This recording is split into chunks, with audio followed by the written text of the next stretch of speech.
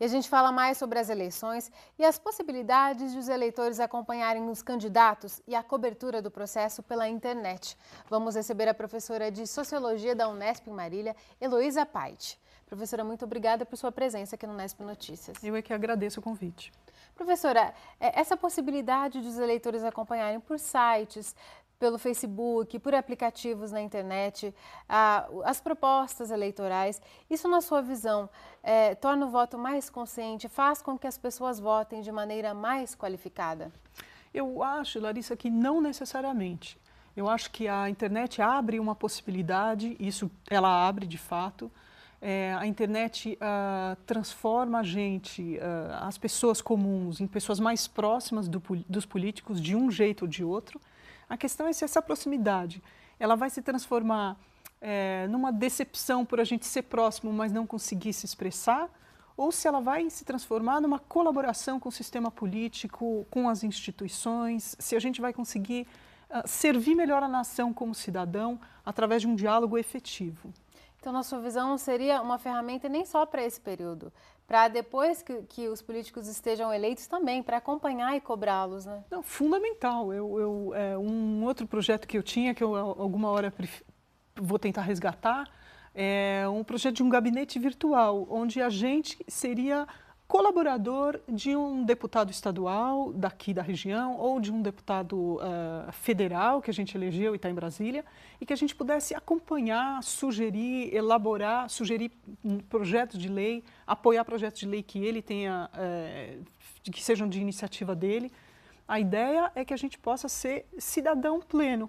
Não todo mundo, porque nem todo mundo gosta de política, não é uma questão de 200 milhões de pessoas, mas que quem gosta disso se engaje mesmo sem ter cargo, que se engaje como cidadão.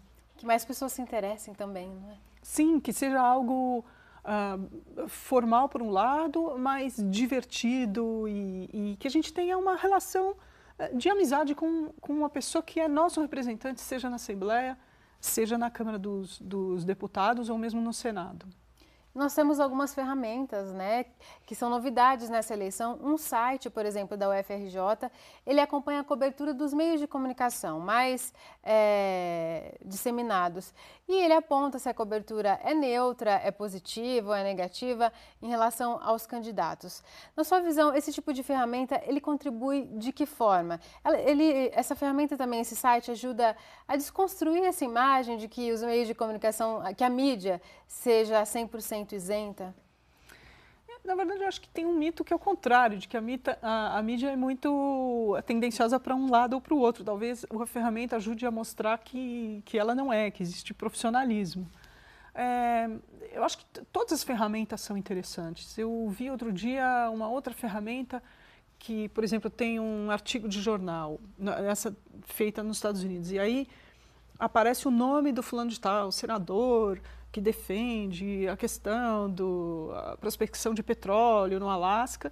E aí, quando você está lendo, você coloca o cursor e já aparece contribuições, Exxon, etc, etc, etc. Quer dizer, tem muita coisa sendo feita no Brasil e especialmente nos Estados Unidos para tentar dar para o cidadão ferramentas para entender o processo político.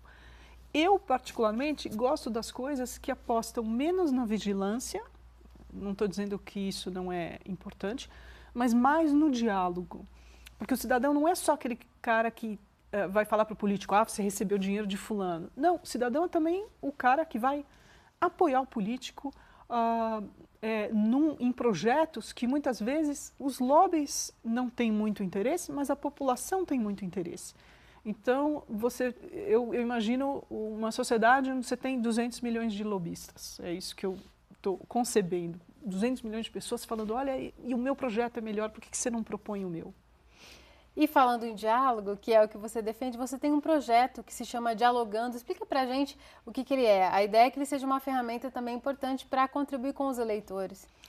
O Dialogando é uma plataforma muito simples, perto do que está sendo proposto por aí. É simplesmente um questionário onde candidatos às eleições de 2014 vão poder dizer quais são suas realizações e suas propostas quanto à liberdade de expressão, transparência governamental e privacidade na internet. Quer dizer, questões que dizem respeito à democracia na internet. A gente ainda está esperando essas respostas. Na verdade, eu tenho que confessar que não recebemos ainda muitas. Os partidos políticos, a gente pediu as listas de e-mails dos partidos para que a gente pudesse enviar os convites a cada um desses candidatos. Os partidos são muito ciosos da privacidade dos candidatos, que é uma coisa paradoxal. Se tudo der certo, no dia 18, o eleitor vai ter como avaliar os seus candidatos, não sobre as coisas que são mais divulgadas na mídia tradicional, saúde, educação, segurança, emprego, etc., mas sobre algo que é muito importante para a democracia brasileira, mas que não tem muito espaço em geral, que é a questão da internet em si. É uma plataforma aberta, então amanhã, se algum grupo ecologista quiser usar a plataforma, adaptar, colocar, mudar as questões para questões que dizem respeito ao meio ambiente, e reproduzir essa plataforma, ela é aberta, ela teve o financiamento de uma organização internacional, mas o objetivo é fazer com que ela esteja disponível para qualquer grupo que queira replicar o que a gente fez. De uma forma geral, professora, para a gente concluir, você tem notado que eles têm propostas nesses pontos específicos? Talvez seja aí o problema, né, da baixa participação. Eu acho que alguns têm. Eu acho que tem um certo receio. Eu acho que existe um discurso, né, você vê das grandes candidaturas hoje, seja a defesa da democracia, seja a participação popular, seja a nova democracia, todos eles falam coisas que têm muito a ver com as perguntas do dialogando, né? O slogan é isso. Então vamos, como é que é essa nova democracia? Na prática. Exatamente, como é que é a consolidação das instituições democráticas, né? Os tucanos, como é que é a maior participação popular, que é os petistas, né? Como é que isso se reflete em projetos de lei, iniciativas de transparência governamental. Então, a gente está aguardando, a esperança é a última que morre, a gente quer ver essas respostas na plataforma Dialogando. Tá certo, professora. Muito obrigada por sua participação. Eu é que agradeço, foi um prazer. O Nesp Notícias fica por aqui. A gente volta a se encontrar amanhã ao vivo às 5h30 da tarde. Tchau!